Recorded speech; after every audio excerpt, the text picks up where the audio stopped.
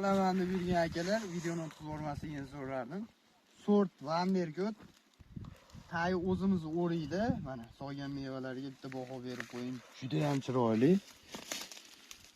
Endi buni ta'riflashga til ojiz. Mana shox bo'ylab quyib olgan. Hosildorligi juda ham zo'r.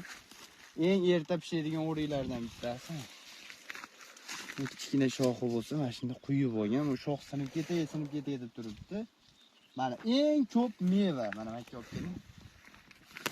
Makka eng ko'p meva, endi bittasini olamiz. Kalibri qancha bo'ladi? Kalibrimiz yo'q ekan.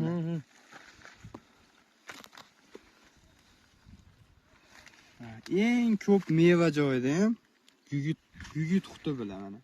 Oddiy qilib aytganda gugit quti bilan teng bo'lyapti. Eng mana ustiga olib kelib mevalarni tashlab qo'ying. Juda ham serhosil.